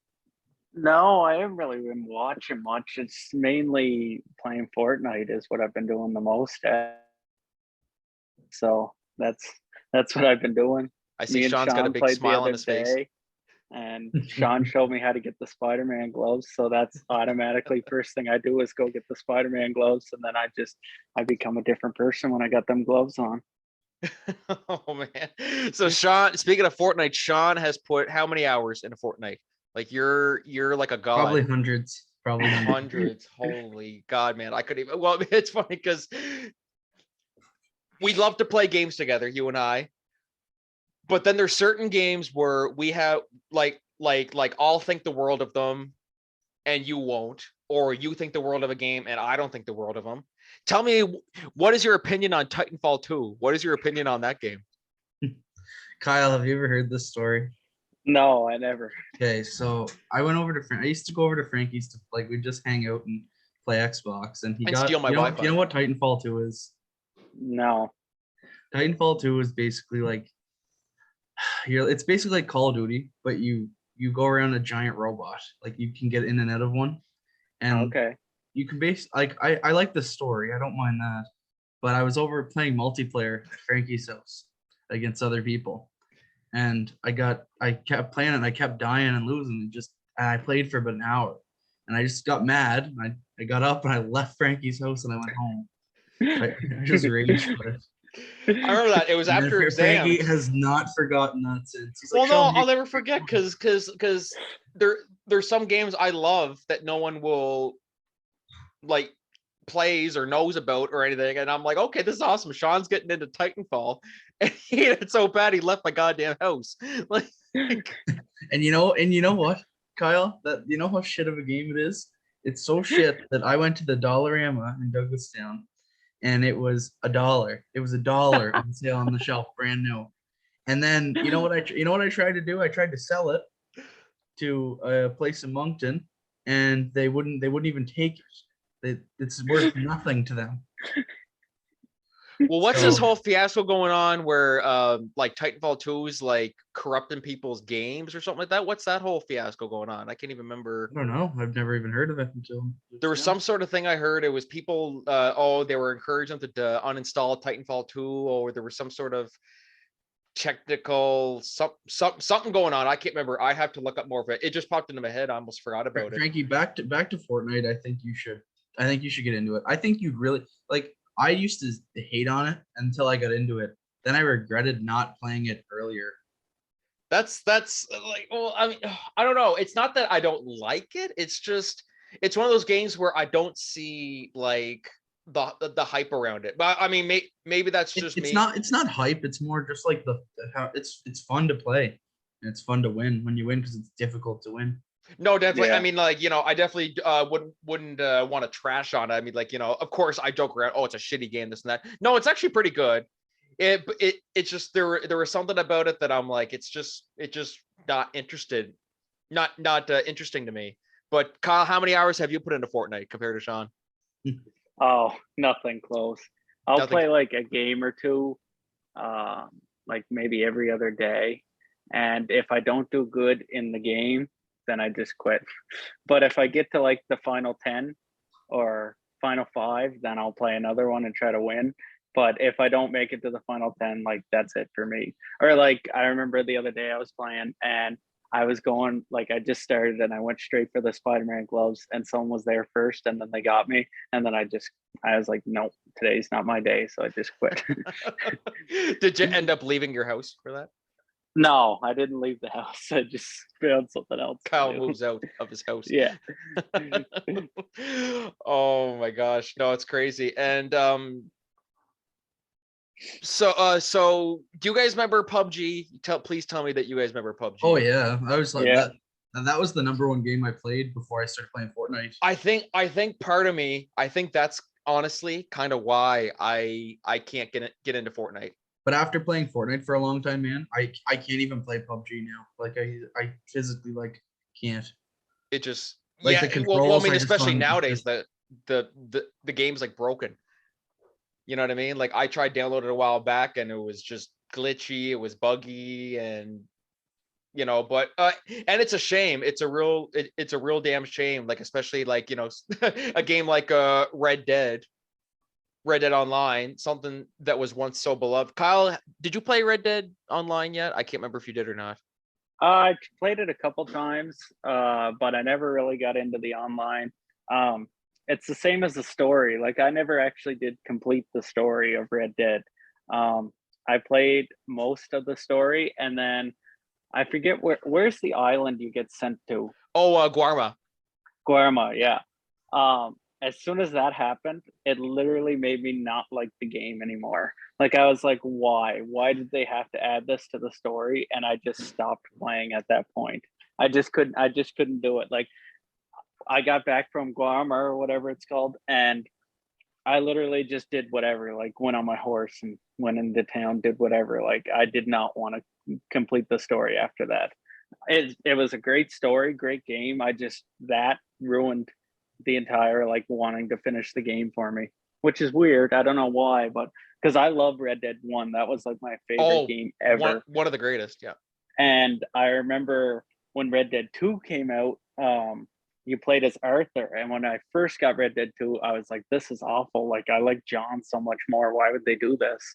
And then I started playing it more, and I was like, no, Arthur is way better than John. Way better. Like, Arthur's like, he's the best. But no, I still just, I don't know. I just couldn't finish the story, and I tried online a couple times, but I think I got into it too late because it was kind of like buggy and stuff, and like people were just like flying in anywhere in the online, like just they'd be flying out of the sky. So I think I got in a modded game or something. I don't know, but it was crazy. You probably did. It's like when I logged on to GTA on the PS3 one time just to see what it was like. And I'm standing there, and then this UFO comes flying in and hits me, and I'm like, what is going on here? Like, it's so modded, you can't even play it anymore. No, it's so bad. Shawn, where do you stand on the whole save Red Dead Online hashtag that's been trending on Twitter? I agree that they should get more. They should add or start adding more content to Red Dead 2 Online, because I think they're just letting it die, and then just keeping GTA going and pumping content into that because they want people to buy shark cards. That's it. Yeah, what do you guys think? Like the appeal is, because I mean, like Red Dead Online, they can do so much with it. Like, you know, they can still make money. It doesn't make them as much money because everything now is microtransactions. Like, say Fortnite is all microtransactions. Skins with buying with V-Bucks. Same with Red Dead. Buying gold is like, gold is what you need to buy. Like, you to buy clothes in Red Dead, which is not realistic. I don't find at all. And people don't buy as much gold in Red Dead. And I think people buy more shark cards in GTA because they want to buy cars and apartments and all that stuff that make the game fun. Well, I mean, I am guilty of buying quite a bit of gold personally. I mean, there's, you know, like just the lengths we go to enjoy the game that we all love. It's hard to find a good game now because of all the microtransactions. It really affects the gaming industry as a whole now. No, absolutely. Well, especially in times like these where we're all doing our best to find something so enjoyable, something that, you know, can take our mind off of the craziness that's going on in the world right now. And then even the stuff that we enjoy is just going downhill too. So it just makes you question, like, why, why do I even bother? It's like you're playing a game and you're really enjoying it. Then it's like, oh, purchase this pack for $59.99 to get a cool colored gun or whatever. And it just sucks. No, it's terrible. So that also reminds me of a story. Shawn, do you remember that time when you and I were in EB Games for how long were we in EB Games for? For those of you watching who don't know, EB Games is, well, actually, yeah, you guys probably should know what EB Games is. I don't think it's that small of a. No, I think people, the game, everyone knows. Gaming store. Yeah. You're more than welcome to tell it. I was gonna let you tell that. Okay, I will. So Kyle, for you, there was one day that I wanted 2 games and I only had enough money for one. And me and Franky were just hanging out, and I was like, Franky, which one do I want? And Franky gave his opinion, and he said, oh, you should get this one, or, you know, and he gave me like solid facts. I don't even remember what game it was. There was 2 different games. And we ended up staying in EB Games for 2 hours because I was trying to decide what game I wanted. And in the end, he didn't even end up buying one of them. Yeah, I didn't even buy anything in the end. We just left. Didn't buy a single one. Like, it was just Oh my god. So yeah, like, I mean, like, we're crazy, boys. Like, there's no other way to put it. Shawn and I, well, I mean, like, you know, since this is entertainment company, Shawn and I remember we had actually we worked on a movie when we were in the 7th grade. Which do we is there any plans to bring that back through corporate entertainment, or no, we'll leave that dead where it is. Is that dead? There's nothing more. I don't even want to talk about it. Don't want to talk about it. Yeah. Next topic. Next topic. Yeah, no, so that'll be a story for another time. Basically we aspired to be creators long ago. Like this, yeah, this isn't really sorry, that popped into my head. I really wanted to delve into that. So yeah, so is there anything else that you guys are doing, like, just to occupy your time now? I mean, like, of course, this whole thing's kind of been rough on all of us, this whole COVID, these new shutdowns and stuff like that. So what other entertainment are you guys watching, or I don't to know. occupy your time? I live kind of a boring life. I just kind of game. That's it. Game or watch like Netflix, or I don't know. Quiet life. Actually, if you really want to know, I can pull up my the book of Shawn. subscriptions. So, Prime Video. I've been watching Yellowstone. You know what Oh, Yellowstone is? Yellowstone. Oh, that's all I hear nowadays. It's a really good show. I've been finishing up Fear the Walking Dead. Oh, yes. Which Mhm. Kyle hasn't seen. My past the pilot. favorite show. And I won a free subscription to Paramount Plus, so I I activated that. There's nothing on it though, except for the new South Park movies post COVID. Oh my God, yes, that's right. I still have to see that too. I have to get Paramount Plus. I'm honestly, I feel like such a. It's not worth the money that you're paying for it. If you were in the States, it would be, but here it's not, because Canada limits a lot of the content. Oh, okay, I see. Like altogether, I'd say there's like less than 60 movies and TV shows all combined on Paramount Yeah, Plus. there's not much on it, eh? No. So it's funny that Shawn brings up Fear the Walking Dead, because that is actually our first main topic today, which is, are the Walking Dead movies going to happen? So just a little bit of background, spoiler warning, of course, for anyone who has not seen The Walking Dead up to date, which is funny because I remember I wanted to talk about this, but I'm like, nobody I know still watches or like knows what's going on except you two. So I'm like, this is perfect. You know what I mean? Like, because at one time this was like the biggest show in the world, and now it's declined. And so basically, for those of you who need a refresher, basically, or if you haven't seen it but just don't care and you just want to know what we're talking about, so Andrew Lincoln, of course, who played Rick Grimes, or plays, I guess, because he's not actually off the series yet. He left the main show in season 9 because Andrew Lincoln wanted to go back to the UK and spend more time with his family. And so they wrote him out of the show, had him taken away in a helicopter. And now that was, let me see, I marked that down. That was November 2018 when that happened. And they announced like immediately after on Talking Dead that he was going to be returning for Walking Dead movies, 3 Walking Dead movies, and that they will be coming out like fairly soon. And here we are, and it's January 2022, and the latest update we have is that we're working on it. That's all they say. We're working on it. So I mean, so Shawn, we'll start with you. Are these movies a good idea, or do you think they should just bring Rick back to the show? Not now. I think it's too late. They waited way too long to start like production and actually get it going, because I think by even now, this point at the latest, they should have like been like, oh, here's the release date, and it's this year at some point, because we've been waiting over 2 years for it. No, so, absolutely. I think the hype is just. I'm not even. At first, I was hyped about it, but now I'm not. It's whatever. No, and even Kyle says too. Like Kyle always messages me after he watches every Walking Dead episode, and one of the things he says most often is, "Man, they should just bring Rick back for the show. We should just bring Rick back."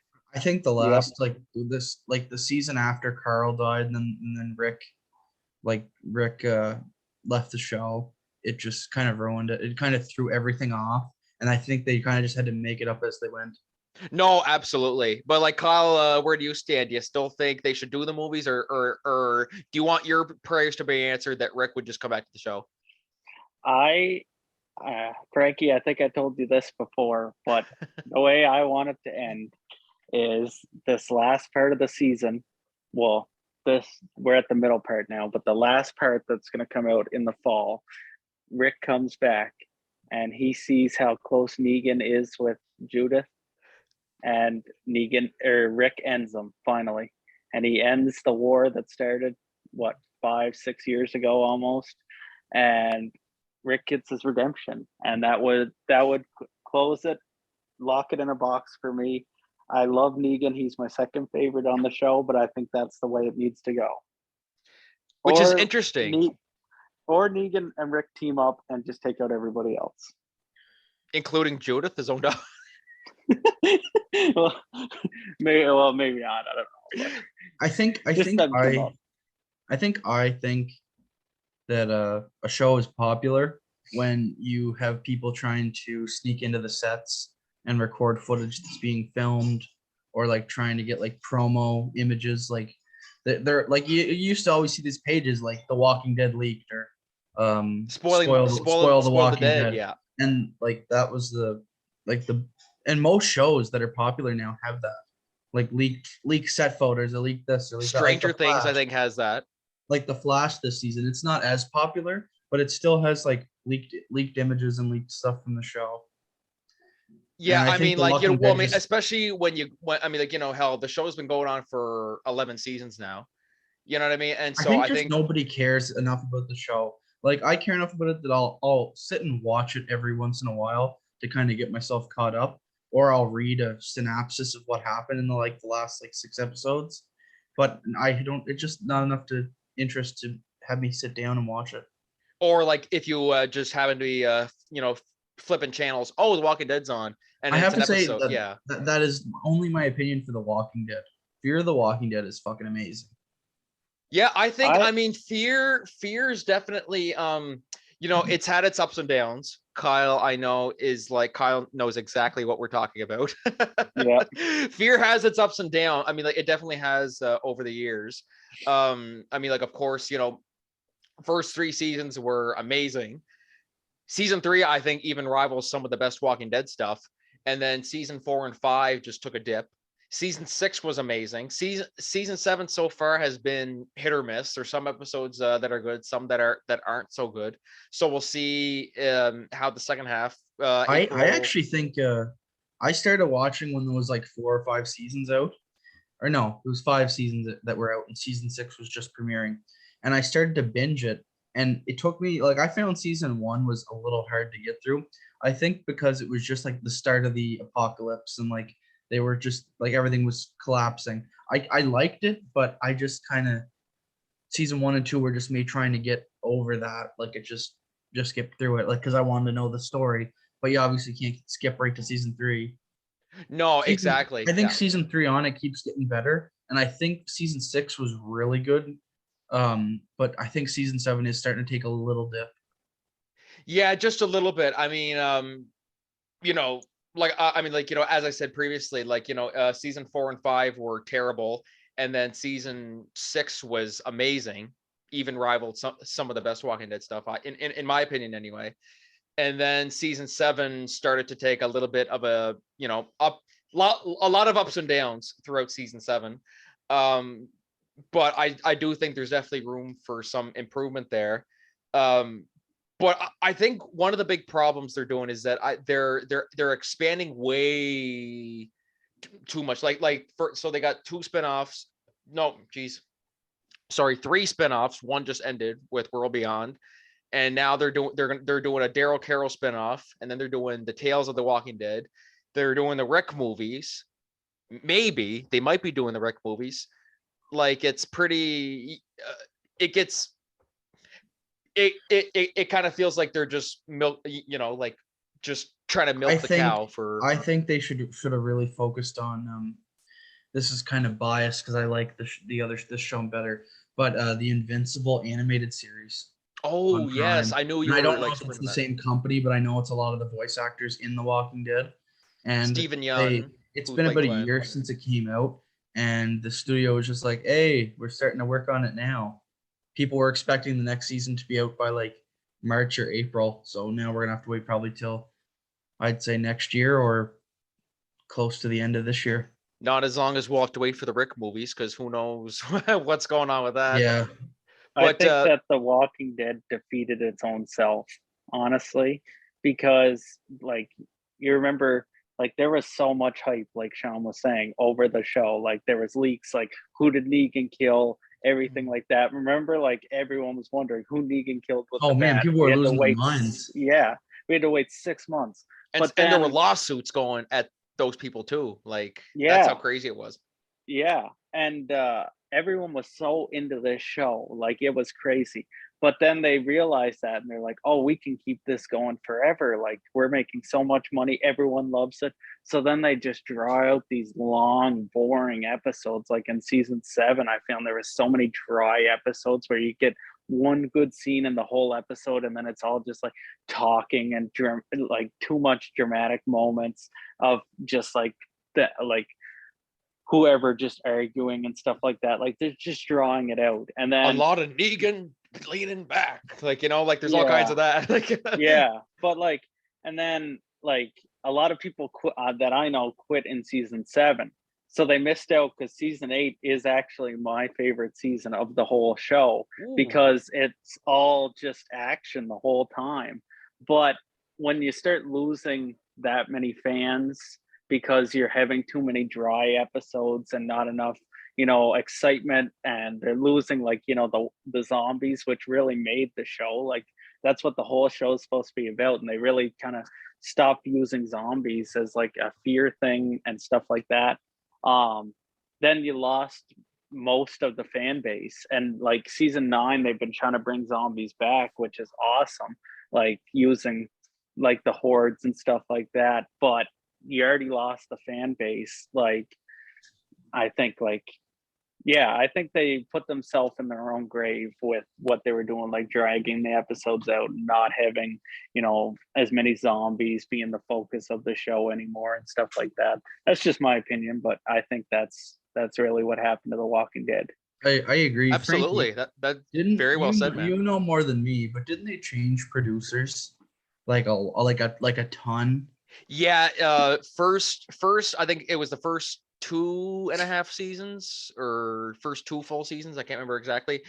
Frank Darabont, who directed the Shawshank Redemption, was the showrunner. He had basically had the idea to turn The Walking Dead into a TV series. There was some creative differences or whatever, so he got fired. I think like either midway through season 2 or at the end of season 2, something like that. I can't remember exactly. And then they had another guy, I can't remember his name now, who was on to the end of season 3. And then after season 3, that was when Gimple took over, Scott Gimple. And here's the thing: people give him a lot of crap, but he's responsible for some of the best Walking Dead episodes. Like Clear, like the episode where Rick goes and finds Morgan again. I think he wrote and directed that episode, if I'm not mistaken. I might be wrong on that, but That was prime Walking Dead. like that was like, what I mean? So people can hate on him all they want. Oh, he killed Glenn, he killed Carl, he did this, he did that.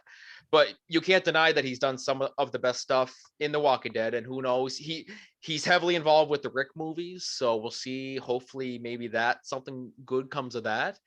But I had an idea. I don't know how you would feel about it, but if you guys know that after the Walking Dead comic book series ended, they had this one-off Negan special called Negan Lives.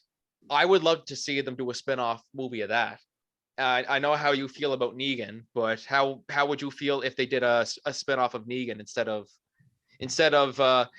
like if they just brought Rick back in season 11, canceled his movies, and then afterwards have Negan take off and he gets his own movie? Like, what would you think of that?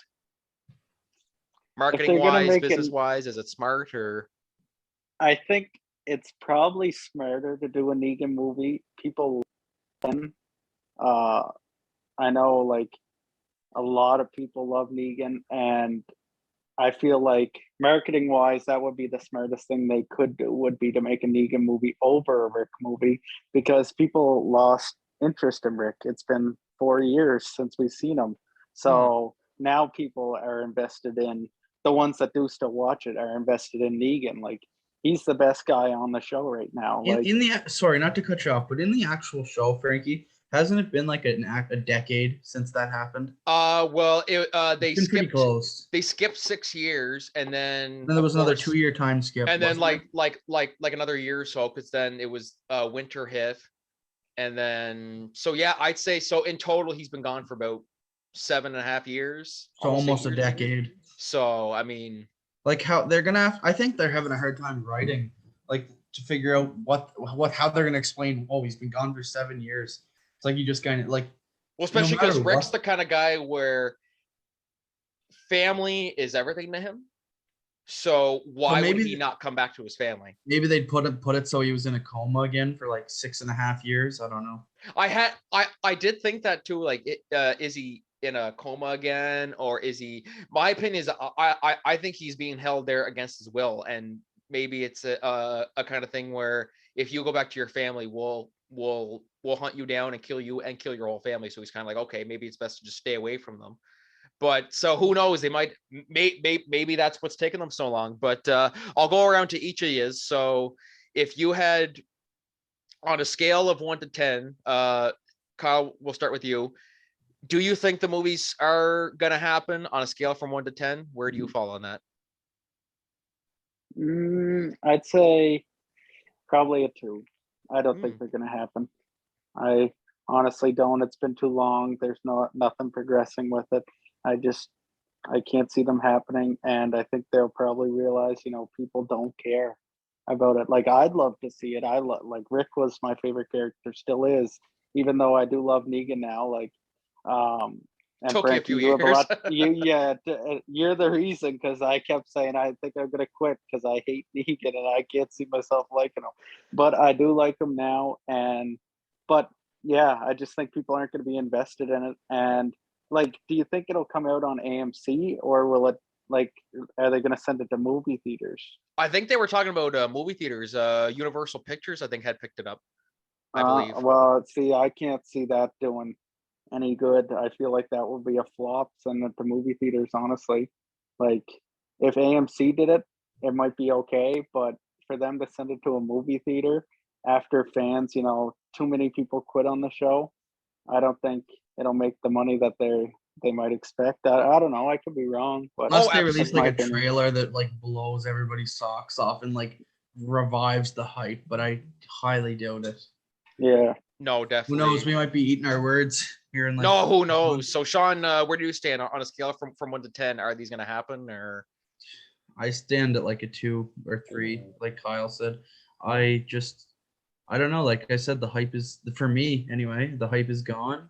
Like when they first announced it, I was like, oh my God, we're getting like a Rick movie in like a year or so. Like super hyped. And they just kind of, I know COVID happened, but a lot of other studios made do with how it was. So I don't know what the deal is. Well, personally, I'm not sure if they can use COVID as an excuse now. Well, I mean, of course they could, but Andrew Lincoln says he can't leave his country due to the, COVID protocols over that. But I think right now he's filming some other movie in Canada. So if he could leave the UK to go to Canada, then why is he not? And then again, I'm not saying he. I mean, like, the man has put 10 years into The Walking Dead. He can do like whatever he wants. But they can't really use that as an excuse now to say, oh, because COVID, this and that, if he's filming a movie in Canada. You know what I mean? So I think I'm going to be the black sheep on this. I'm going to go with an 8, 8.5, 8.5. I'm going to say 8.5. That's pretty high. Yeah, I will. I mean, I still got hope. I do have hope for it.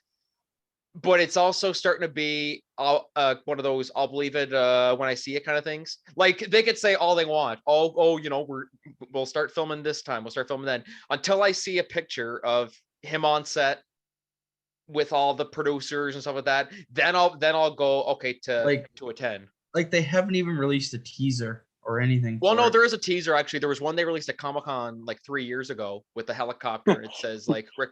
So yeah, I guess it's been a while. That was like the initial announcement. They gotta release like a clip or something of like Rick like doing a jig or killing somebody or something. I don't know. Yeah, like until I see like Andrew Lincoln on set with not the Python, because Judith has that now. Like just something, him next to a zombie, him with the Rick beard and stuff like that. Until I see it, then I'll go to a 10. But right now, I just think they've invested, like, the fans would be crushed if it didn't happen.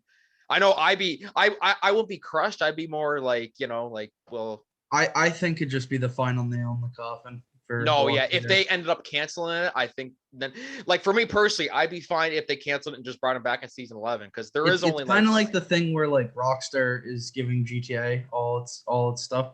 They're putting all their good writing into Fear or the World Beyond. And you know what? I'm just gonna say it. The World Beyond's not good at all. I don't like it at all. I didn't even bother watching it personally. I saw. Well, first of all, I didn't even have an interest in it, to tell you the truth. Like, just I heard what it was about, and I was kind of like, like, it just doesn't click for me. And then I saw the reviews. I'm like, yeah, I'm glad I didn't waste my time watching that.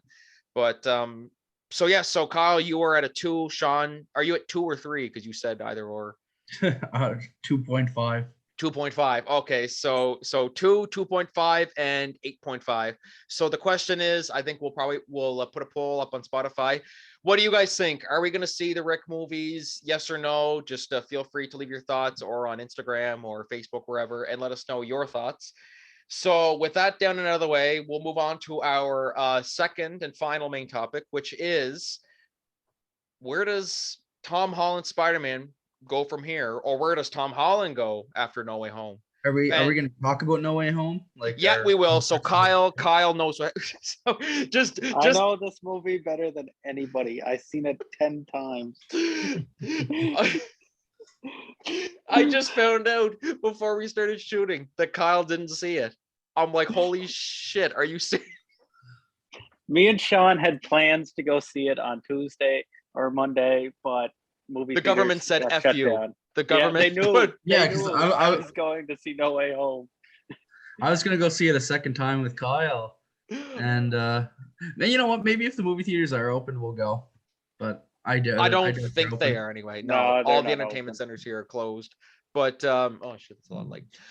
So yeah, Kyle tells me right before the show starts. By the way, I haven't seen No Way Home, so I'm like, oh shit. But he's like, it's okay. I know what happened. He knows what happened, so Toby and Andrew were in it. Yeah, everything. So yeah. So you should have put a spoiler alert for the fans. No, I did. Oh, okay. The first episode we talked about it too. So okay. Unless people, yeah, I'll probably just put a little disclaimer on it. But so we'll split this up into two categories. So first we'll talk about where does the actual character Spider-Man go from here, and then we'll talk about, is Tom Holland actually going to come back for it. So right now we'll start with, so Shawn, we'll start with you. Where do you see Spider-Man, the character, going after No Way Home? Like, after, now that nobody knows who he is, who Peter Parker is. If they're following the comics, I mean, technically in the comics, we're at this point, he's done high school. Like, he wants to get into MIT or some sort of university or college. He just goes. He ends up going. So I think how it's going to work in the end of No Way Home, we've seen that he had a GED book. He's going to get his GED. I don't know how they're going to work. I think it's that he's just going to get, like, he's going to go get an ID that says, hey, I'm Peter Parker, and he's going to get his GED. Then he's going to go to apply in MIT, and then plot armor is going to happen, and he's going to get into MIT, or he might not. They might decide to go a different route, but I think they will. I think that Ned. I don't think Ned is going to come back. I think they kind of ended that, like, this movie. And MJ, I'm not 100% sure. I feel like if they're going to make another 3 movies, it's going to be with Black Cat or Gwen Stacy as the love interest. No, it's interesting. Kyle, where do you stand? Yeah, I agree with Shawn. Because Kyle knows No Way Home better than any. Yeah, I know it better than anybody. I didn't even know that he had a GED book in his hand. So that's new to me. I'm just picturing the comments. Why is he on here? Why is he on here? He was planning on seeing it before our government became a bunch of dicks. Oh, but yeah. Well, that's interesting that you say we don't think we'll see Ned again, but I follow a lot of pages that kind of try to keep track of it, and the rumor around is that he's not renewing his contract for that. Oh, what's his name? I can't remember his actor's name. I can't think of the actual whatever, actor's yeah. name, but I heard that he's not renewing it. I kind of doubt it because there's so much setup, but technically this would be the end of their contract. Well, then again, I mean, like the end of a contract doesn't necessarily mean that that's it for them, because Yeah, after they could make he could maybe he won't be in the next 2 movies, but he might be in the 3rd one as like the Hobgoblin. No, yeah, exactly. But I mean, like, Robert Downey Jr. is a perfect example of that, because I remember his contract expired. I think it was after Iron Man 3, and there was this big controversy going around. Oh, is he going to re-sign? Is he not? And then next thing you know, after Iron Man 3 came out, he signed on to do Avengers 2 and then onward. So just because, I mean, like, not saying that the same will happen with these guys, but that's just one thing to keep in mind, that just because their contract expires, it doesn't mean they can't just sign on for another one. Yeah. Are we also going to talk about the possibility of? Actually, no. I'll wait till we're done actually talking about the subject. We'll wait till Kyle sees No Way Home. Yeah. Yeah. We'll be waiting a little while. So yeah, the whole Ned as Hobgoblin, that's where I think they're going with it. I think that's where Peter's going to reunite with them, and that's where he's going to force himself to say, look, this is who I am. I just have an inkling. I could be wrong about it, because I mean, if you asked me 3 years ago, do you think Tobey Maguire is going to come back? I would have said you were out of your goddamn mind. But here we are. Yeah, I just don't know, because it kind of felt like a symbolic ending when he's in that coffee shop and he sees both of them, and she's like, "Hey, what would you like a coffee?" And then he's like, he has this whole note prepared, like, "Hey, I'm Peter Parker. I'm your friend. Your memory was erased." And then he just leaves the coffee shop and starts crying. Like he just sees they're happy, like it was beautiful. But the one thing I did see, which gives me, it's like a 1%, not even a 1% chance of hope, is MJ had the necklace on that Peter gave her in the second movie, the broke or whatever. She had that necklace on in the coffee shop. Ooh. So she might not remember, but she's wearing it for a reason, right? For a reason. Interesting. I mean, like, in a world where Green Goblin and all them can come back from the original trilogy, anything's possible. You know what I mean? But so where do you stand on the whole Tom Holland thing? Because I know over and over again he says, I remember he made a statement a while back saying something about, if I'm playing Spider-Man when I'm 30, I'm doing something wrong. And he's how old is he now? Like 25, 26, something like that. So yeah. I mean, like, do you guys think he's got one more in him? Do you think he's got many more in him, or do you think what I think they're gonna do? My opinion is they're gonna wait a few years. I think right now Sony and Marvel, or sorry, Sony and Disney, they had their whole breakup deal, and that they were gonna break up, and then there's not gonna be no more movies. This and that. I think they realized after repairing their relationship, and then what did they put out? 1 more movie or 2 more movies after their alleged breakup? That was No Way Home. They were working on No Way Home, and then that happened. I think after seeing the success of that movie and then seeing the bigger success of this movie, I think they realized, hey, we got to get our shit together and keep this franchise going. I think what they're gonna do, since they introduced Tobey Maguire and Andrew Garfield's Spider-Man again, they also have Sony's half of the deal, which is Venom, Carnage, Morbius, which is coming out. It got delayed again, and I can't remember the other ones. Carnage, Venom. Anyway, it's that whole side of it. I think they're gonna have Andrew Garfield, his Spider-Man, in that universe, and they're gonna make at least one more Andrew Garfield Spider-Man movie for Sony exclusively. Oh yeah. And then it's going to be like 2 separate Spider-Man. I feel like if they did Andrew's, it'll be a lot darker. Whereas then the Disney's Tom Holland could be kind of Disney-esque. Do you know what I mean? Yeah, I mean, even Andrew Spider-Man said in No Way Home, when he first met Tom Holland's Spider-Man, he said, when he lost Gwen, he became like reckless. He became like, you know, he was full of rage and everything. I'd love to see that. I would love to see how he coped with Gwen's death and Oh yeah. just a He different spin fought a on it, you know? rhino. Oh right. Oh my God! Please don't bring. Oh God, that I hated that part in Amazing We Spider-Man need 2. we need that. We need that. Oh, That's little what we need. Spider-Man! Oh, like oh my God, I hated that part so much. Remember, you guys Yeah. said that I looked like that kid at the end of Spider-Man, the Amazing Spider-Man 2. You guys always said that you're like, Frank, you're going out and you're gonna save, you know, you're gonna save the town from that rhino. I'm just like, shut up. I can't remember how old we were when that came out. But I'll tell you one thing I want to see. I want to see Willem Dafoe again after No Way Home. Yeah, he did a really good job. He was, I think, well, because for me going into it, I was like, okay, Toby and Andrew are going to steal this movie. And then once Toby and Andrew came on, I was like, okay, that's cool. Now where's Willem Dafoe? I want to see more Willem Dafoe. I'd be fine with just a Green Goblin standalone. Honestly, I would be so fine with that too. Like, yeah, I mean, like, there's lots of possibilities. I mean, if Willem Dafoe was willing to come back, if Alfred Molina was willing to come back, you know, Tom Holland could come back and Zendaya can come back. You know what I mean? Like, it's just, it's kind of hard to say at this point, but we'll also do another thing here. So on a scale of 1 to 10, Kyle, we'll start with you. Do you think that Tom Holland will do another trilogy? Or do you think he'll just stick with just one more and call it a day? Or what do you think is going to happen? I think he'll do one more, and that'll be it. Do I think he'll do another trilogy? No, probably not, because he's still youthful. Like, he's definitely the youngest looking Spider-Man out of all three, and he still acts like a kid, or still youthful anyway. But like, it takes 2 or 3 years to make a movie.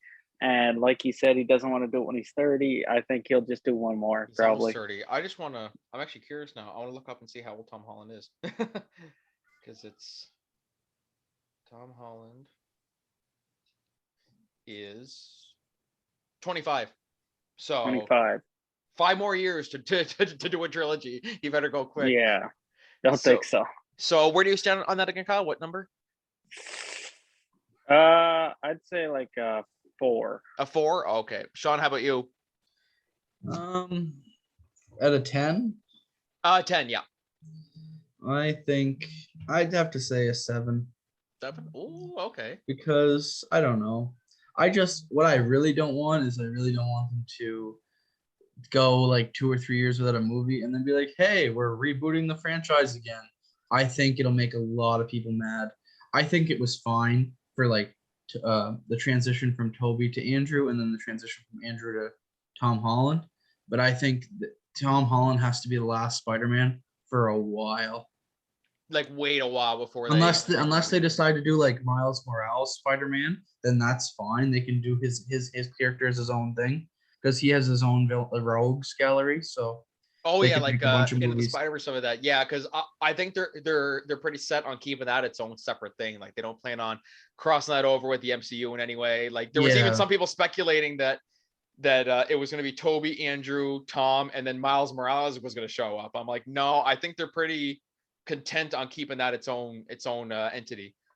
But I mean, you know, it's kind of hard to say. But I'm gonna say I think we could see another trilogy. I think we could. I'm gonna go with an 8. I'll go with an 8 again. It's funny, you guys are going low and I'm going high. Well, Shawn was kind of both because Shawn went like 3 and then he went to 7. But yeah, I'm gonna go with 8. I think we'll see another trilogy, and then after that, maybe that's it for him. It's kind of hard to say, but yeah, I think the future's bright for Spider-Man. I do think it is. Kyle, we will have to see it. Definitely. Yeah. I think it's a really successful franchise. They just get caught up in too much like contract and production time BS. No, absolutely. I mean, there's always stuff behind the scenes. And I mean, like, you know, going back to the other topic about the Rick Grimes movies, maybe that's what's going on. Maybe there's lots of, you know, production issues but you know, like no matter where you go, I mean, like, people think, oh, it's all, butterflies and rainbows on movie sets. No, no, And no. I'm not naive to say it's not. Like, back to the Invincible animated series, I know there's a lot of work, and like they got to do voice acting, they got to hire different sound effects people, they got to buy the rights to songs and different things that they're going to use in the show. So like a lot of stuff has to go into that, and there's probably a lot of wait times. No, exactly. It's not like it's like, hey, let's do this, and then everything's all good. But no, there's if people don't think there's like shouting or conflict or drama on a movie set, then I want to go to whatever planet you're on, because that I heard. sounds awesome. I'm gonna just say it right now for evidence on this podcast. I think the reason Morbius was delayed another couple months is because they're gonna add Andrew Garfield in as Spider-Man as a cameo, at the very least. Okay, so here's the deal. So if that happens, sorry, I got so excited, I dropped the mic. If that happens, I'm gonna record this and I'm gonna put it on. I'm gonna spread this all over social media, saying Shawn Doucet called this first. Because Yep. I like that. I do like that a lot. What's the date today? Today is January January 16th. 16th. Yeah. All right, so that's the date. I'm calling it. Because in the trailer, no one understood in the original trailer, because it came out before any of the No Way Home trailers or any of that. Yeah. It was it showed a picture of It looked like Tobey Maguire's Spider-Man suit graffitied on the wall, and it said murderer on it. And Ooh. it didn't make sense to me then, but after watching No Way Home, somebody made a good point that this is the reason I think it's going to be its own franchise with Andrew Garfield, or maybe Tobey Maguire, but I think Andrew Garfield, because Andrew was like, yeah, after I lost Gwen, I just stopped pulling my punches and I think maybe he killed a villain or two, and then he got branded a murderer. I'd love to see that. I would love to see that. Morbius and Venom, it has been confirmed in the movies, they're in a different universe. So this different universe Spider-Man could be Andrew Garfield. No, I do like that a lot. Actually, that actually fits like a glove, and I want to see more Andrew Garfield Spider-Man, because I think he's my favorite Spider-Man. I hope we're not wrong. No, thinking he is my favorite Spider-Man. And there's no other movies coming out as big as Morbius in the month of January. I don't think So anyway. Yeah, as far as I know anyway, because Doctor Strange is pushed to May. And then in the newest trailer for Morbius, I think it's the newest one, Morbius is like turning into a vampire, and then he's like, we are Venom, or I am Venom. And he's like, oh, just kidding.